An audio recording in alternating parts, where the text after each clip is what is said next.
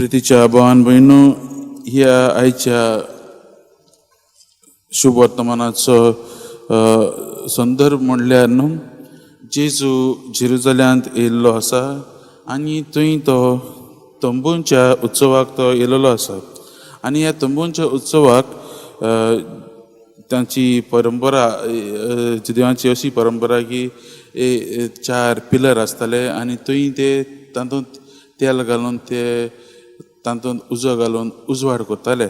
ती एक परंपरा. आनी ही ते देव मंदिरांत ते लायताले आनी हो उजवाड सगळ्यांक पळजळतालो, आख्खे वाठाराक तो पळजळतालो. आनी होच संदर्भ घेवन जेजू थंय परगट करता की तो जावन आसा सर्गीचो उजवाड.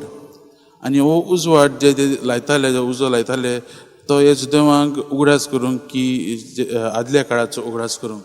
जेन्ना देव इस्रायल परजा अरण्यांत आसतना देव तांकां उज्याच्या कुपा वरवीं तो तांकां वाट दाखयतालो, तांचो तो तांकां उगडास करतालो.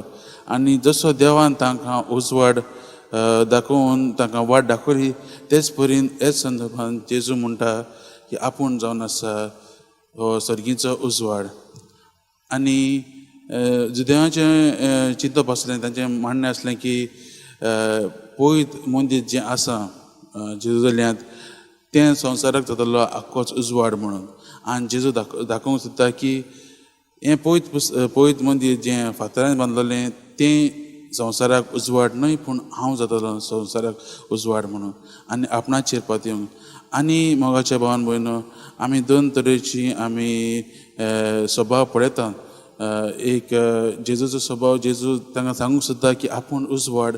आनी आमी फारिजांची मनां आमी पळयता, ते हे उजवाडाक आपणाच्या जिवितांत घेवन फाटीं सरतात आनी काळोखांतूच रावंक सोदतात. ते जेजूक परतून परतून प्रश्न करीत रावतात आनी जेजूच्या हे उजवाडाक ते आपल्या काळजांत भितर येवंक दिनात.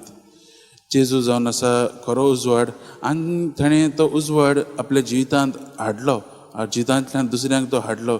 आनी कशे भाशेन म्हज्या भावान भयणो, आमी पयत पुस्तकान वाचीत जाल्यार आमी पळोवंक जाता जेजून तो उजवाड, पेकोणीचो उजवाड तो हाडलो. जायत्या लोकांक ताणें जीं दुयेंत आसलीं तांकां बरें केलीं, जीं पिडा रोग सोंसतालीं तांकां ताणें बरें केलें. हेच भाशेन ताणें तो उजवाड हाडलो. दुसरें म्हणल्यार म्हज्या भावान जेजून तो सोडवणीचो उजवाडूय हाडलो. जी कोण पातकांत आसात, जी कोण वायट वाटेन आसात, तांकां तो दिवन तांकां ताणें सोडवण दिली. हेच भाशेन ताणें तो उजवाड हाडलो. आनी मोगाच्या भावान भयणो, आपल्या उतरांनी आनी कुरण्यांनी ताणें दाखयलें की आपूण जावन आसा काकुलतीचो आनी कुरपीचो उजवाड. आपल्या शिकवणींतल्यान ताणें सगल्यांक तो उजवाड फांकयलो. आनी हेंच जायत्या लोकांनी घेतलें, पूण हे फारीसे आनी हे 2 शास्त्री आसात ते आपल्या काळजांत घेवंक ते विसरतात.